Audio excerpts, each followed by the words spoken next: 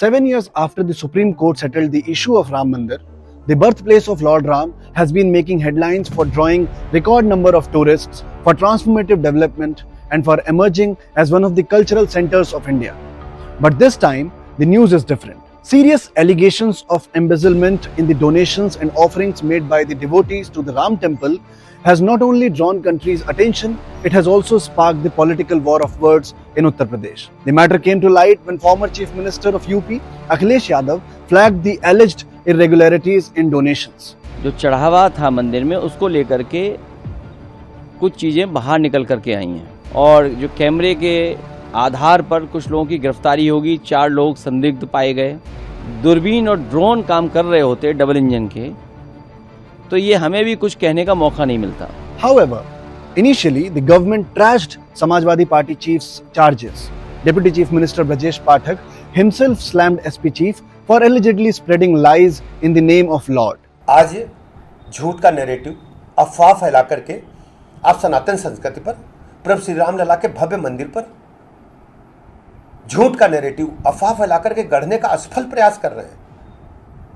आपको हो क्या गया है? But as the row snowballed, debate intensified. As public scrutiny grew, Shri Ram Janmabhoomi Tirth Kshetra Trust demanded a government-led inquiry. Yogi Adityanath government formed a 3-member special investigation team to probe into these serious charges.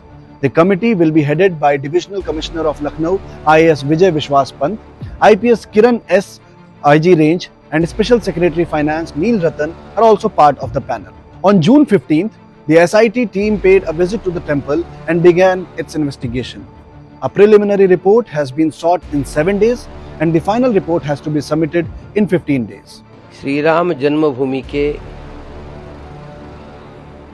निवेदन को स्वीकार करते हुए उत्तर प्रदेश सरकार ने 3 लोगों के SIT का टीम गठित किया है। इसलिए हम हृदयपूर्वक धन्यवाद देते हैं और न्यास की ओर से उनको सभी रीति का सहयोग प्राप्त होगा, तो हमें विश्वास है कि न्याय बाहर आएगा। जो प्रशंसा की जानी चाहिए आपको भी कि राज्य सरकार ने 24 घंटे से कम समय लिया और SIT गठित कर दी और SIT में इतने वरिष्ठ अधिकारी रखे गए हैं। While the action has been initiated by the Yogi Adityanath government, politics refuses to die down. While opposition leaders are targeting Yogi Sarkar, reactions from religious gurus, Shankaracharya and members of right-wing groups have only escalated the matter. अधिकारी जांच करेंगे हमारे भगवान के पुजारियों की। ये सनातन धर्म का अपमान है। ये सनातन धर्म का अपमान है कि बताओ हमारे साधु संतों की इतनी पवित्र और प्रतिष्ठित जगह की जांच अधिकारी करेंगे। ये सनातन धर्म पर चलने वाले कोई स्वीकार नहीं कर सकते। राम के चढ़ावे के 5 करोड़ रुपए अगर चोरी होते हैं तो उसके लिए जिम्मेदार आपकी सरकार है, यूपी की भी और केंद्र की भी। CCTV फुटेज में दिख रहा है, लेकिन वो CCTV फुटेज भी चोरी हो गया। आप EVM चोरी करते हो, आप वोट चोरी करते हो, आप सीट चोरी करते हो, आप राम की चढ़ावे में भी चोरी करते हो, सब जगह पर आपकी चोरी है। गंभीर विषय है। ये सिर्फ चंदा चोरी का नहीं, लोगों की आस्था चोरी का भी विषय है। और SIT क्या कर लेगी? इसके पहले दर्जनों SIT गठित हुई, उसमें क्या हुआ? ED CBI की जांच क्यों नहीं? ED CBI जांच सिर्फ विपक्ष के लिए है।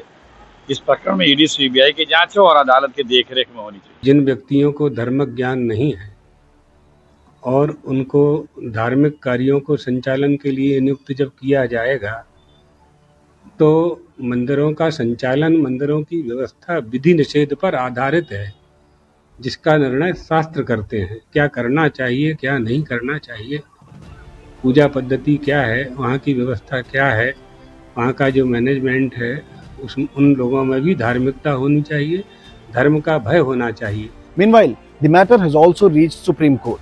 A letter petition has been sent to Supreme Court alleging concerns over alleged misappropriation, disappearance and irregularities. The letter, sent by Advocate Anup Prakash Avasthi, urges the Supreme Court to consider directing registration of an FIR and a court-monitored investigation by an independent agency such as the CBI.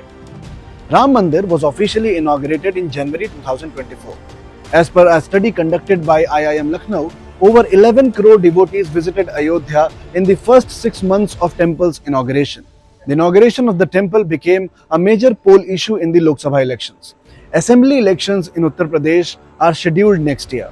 In such a situation, the issue of embezzlement is expected to explode.